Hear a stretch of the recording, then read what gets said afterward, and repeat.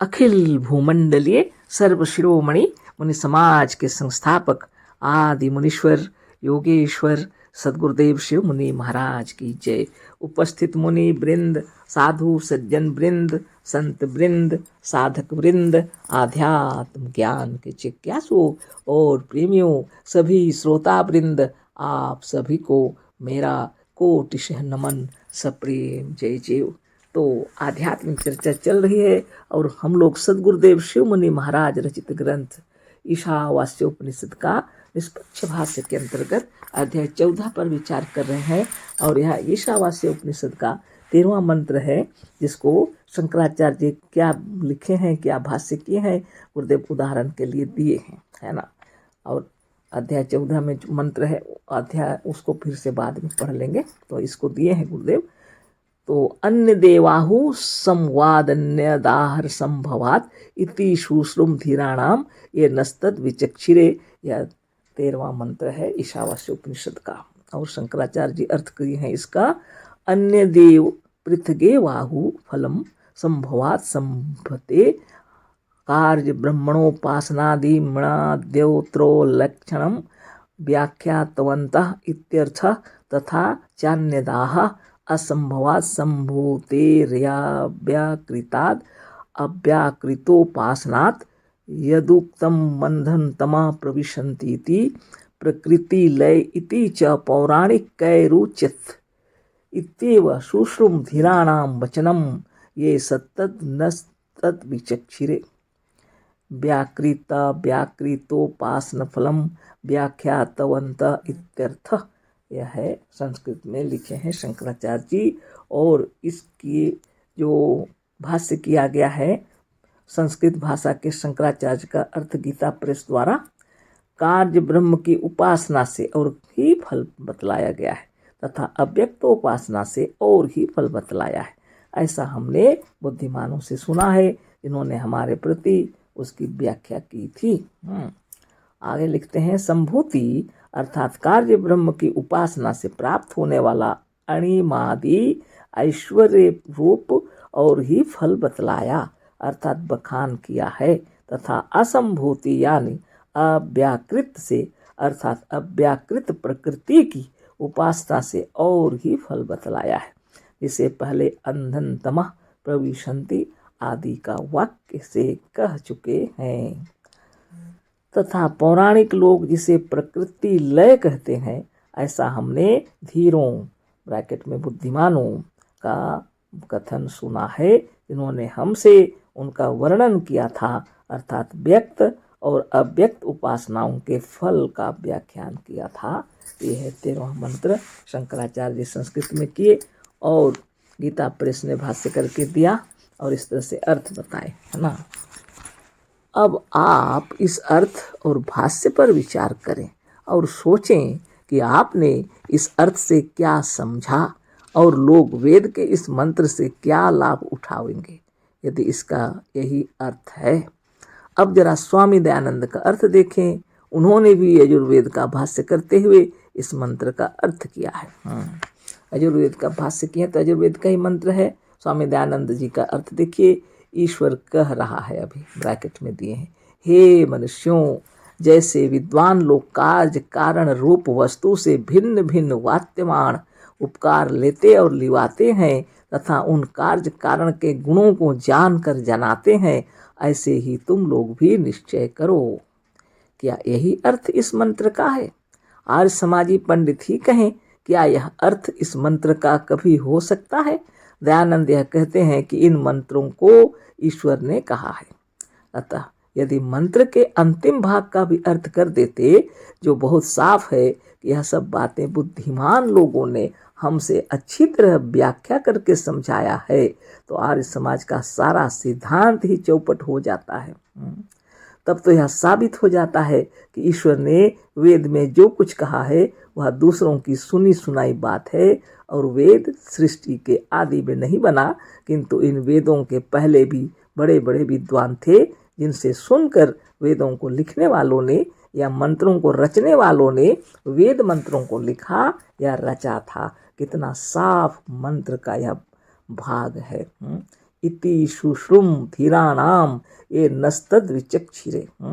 इसका सही अर्थ छिपाने के लिए और दूसरा अत्यंत असत्य, अत्यंत झूठ और अत्यंत अशुद्ध करके कितना बड़ा अपराध, घोर अपराध पाठकों के साथ या जनता के साथ स्वामी जी ने किया है कि वह कहा नहीं जा सकता। इस पर जो और कुछ कहना है हम कहें। संसार के सारे विद्वान इस पर विचार करेंगे। संसार के सारे विद्वान पक्षपाती ही नहीं होंगे। स्वामी दयानंद का सारा वेद भाष्य इसी तरह से असत्य, अशुद्ध, अनर्गल और पक्षपातपूर्ण अर्थों से भरा है।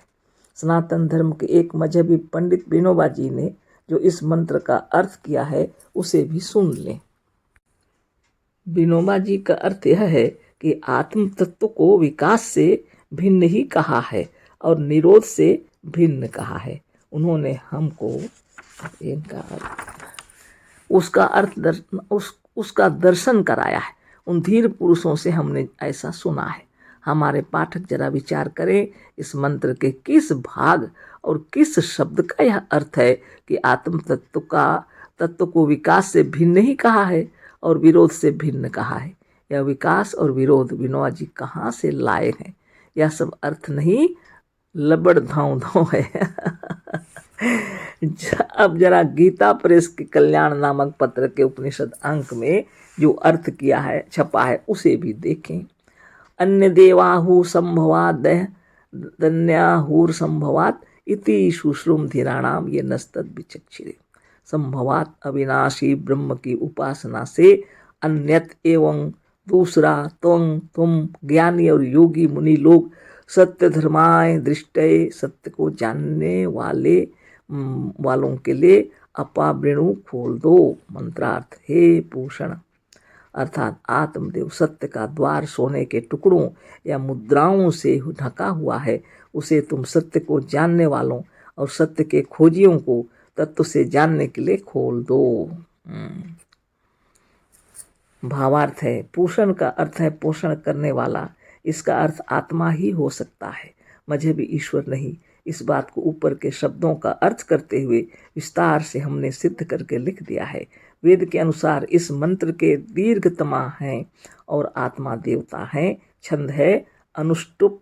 इसका मतलब यह है कि इस मंत्र को दीर्घतमा ऋषि ने अनुष्टुप छंद में आत्मदेव का ध्यान आकर्षित करके अथवा आत्मदेव को पुकार करके कहा है कि हे पूषण अर्थात हमारे शरीर के पालन पोषण करने वाले आत्मदेव, देखो सत्य का तत्व, सच्चाई, सच्चा सिद्धांत या सच्ची बातें धन द्वारा, सोने चांदियों के टुकड़ों और मुद्राओं द्वारा संसार ने या संसार के सांसारिक लोगों ने छिपा रखा है।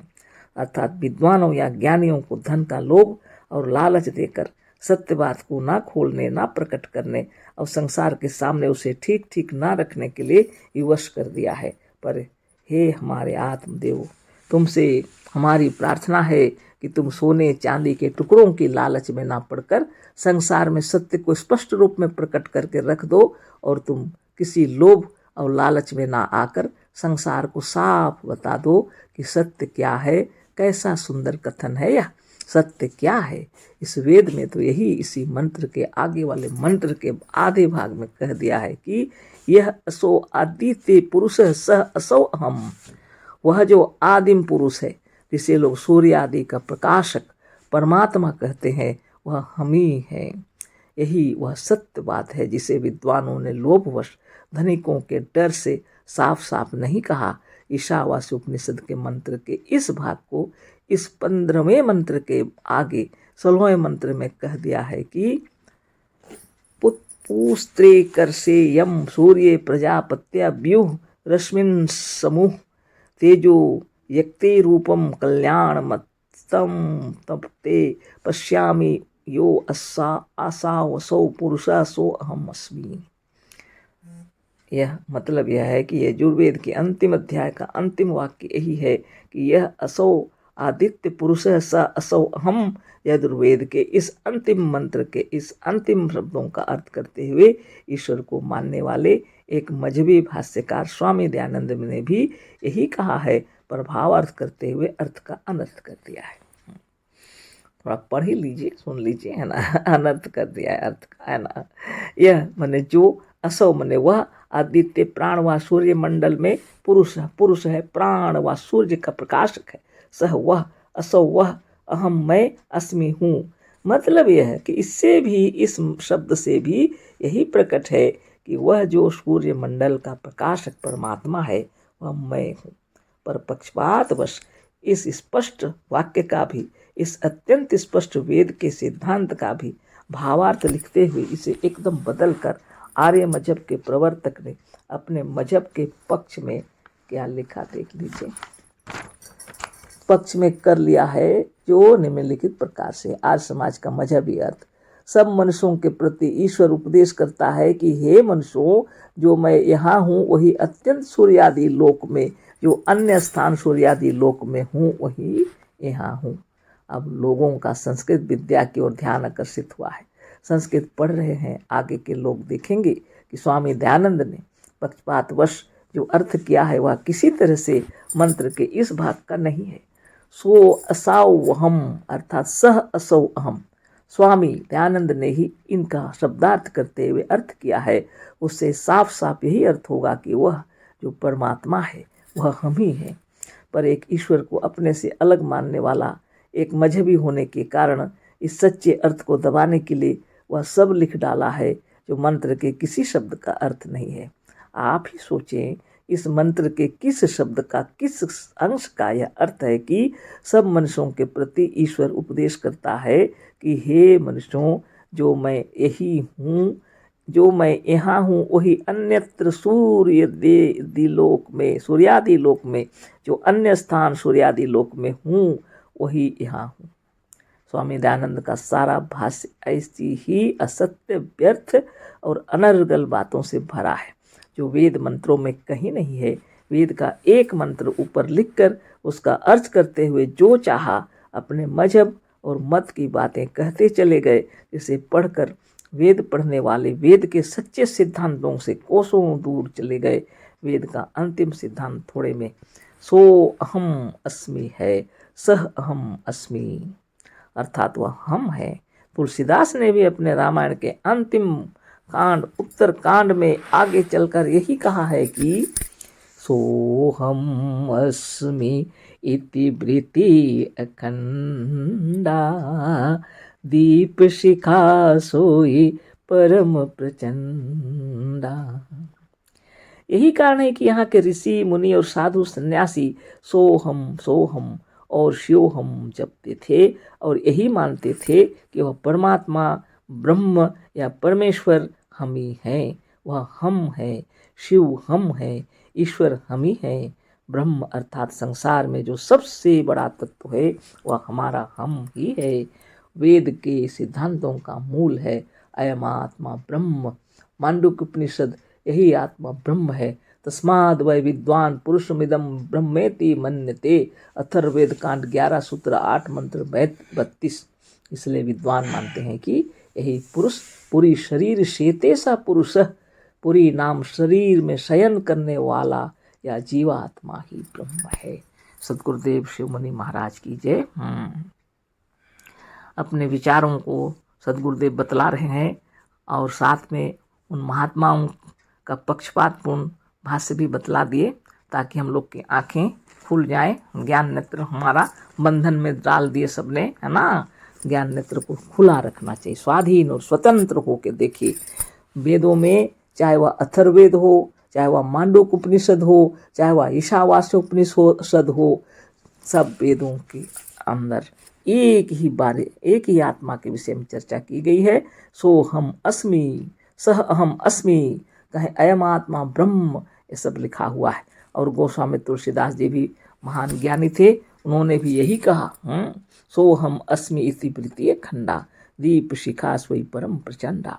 इसलिए यहाँ के साधु संत ऋषि मुनि महर्षि तपस्वी सन्यासी सोहम या शिवोहम ही जपते हैं। वह ब्रह्म हम ही है, वह परमेश्वर हम ही है, वह ईश्वर हम ही है, वह शिव हम ही है, वह ब्रह्म तत्व हम ही है, हमारा हम ही है। इस तरह से वेद जो बतला रहे हैं इसी को गुरुदेव बतला रहे हैं। अगर विश्व के अंदर यह ज्ञान हो जाना चाहिए कि जितने भी प्राणियों में सर्वश्रेष्ठ मनुष्य आत्मा है, जो सोहम और शिवहम का जप करते करते समाधिस्थ और स्वरूपस्थ हो जाता है जब, तो स्वयं जान लेता है वास्तव में वही है। स्वयं ऋषि मुनि इसी को बताने के लिए वेद मंत्रों को में सब सूक्ष्म रूप में लिख कर चले गए। बहुत सुंदर व्याख्या कर करके गए हैं। और समझाने वाले महात्मा लोग आए थे। कोई तो सोने के चंद टुकड़ों के कारण सत्य नहीं बता सके, और कुछ कुछ स्वार्थ में, मजहब के स्वार्थ के कारण सत्य नहीं बता सके, लेकिन वो ज्ञानी थे, विद्वान थे, सब जानते थे, संस्कृत का पूरा ज्ञान था उनको, लेकिन जानबूझकर उन्होंने नहीं लिखा, इसलिए गुरुदेव दुखी हुए। जानबूझकर ऐसा उन्होंने क्यों किया? संसार को अंधेरे में क्यों रखा? इतने बड़े बड़े सन्यासी, इतने बड़े बड़े ज्ञानी महात्मा लोग ऐसा किए, दुनिया में आप किससे आशा लगा के बैठेंगे, है ना? इसलिए सर्वधर्मान परित्यज्य मामेकम शरणम व्रजः अहम त्वा सर्वपापेभ्य मोक्षयिष्यामि मा शुचः, है ना? आप पढ़ लीजिए, गीता में लिखा हुआ है, सब धर्मों को छोड़कर अपने आप के अंदर अपने शरण में आ जाइए। आप अपने भीतर अपने शरण में आइए और इन सब भाष्यों को पढ़िए और खूब विचार कीजिए। वेद जो बतला रहे हैं वह स्वयं आपको बतला रहे हैं, अपने आप की उपासना करने के लिए, किसी दूसरे की नहीं, है ना? तो बहुत तरह से आगे पीछे के मंत्रों को बतला करके सदगुरुदेव बतला दिए यह जो मंत्र है इसके विषय में। और यह अध्याय जो है, अध्याय 14 पूरा हो गया। इसमें 15 मंत्र, 16 मंत्र, सबका अर्थ भी हो गया। और आगे हम लोग कल फिर आगे चर्चा करेंगे। यह 14 अध्याय था, कल 15वें अध्याय में चर्चा होगी, है ना? आप विचार कर लीजिए। यह तो बातें थी, पढ़ के सुना दिए हम, क्योंकि यह भाष्य किए थे शंकराचार्य जी, स्वामी दयानंद जी, विनोबा भावे जी, सब बड़े बड़े ज्ञानी और महात्मा। ऐसी बात नहीं है कि वो संस्कृत नहीं जानते थे, या ऐसी बात भी नहीं है कि आध्यात्म ज्ञान का उनको कुछ पता नहीं था।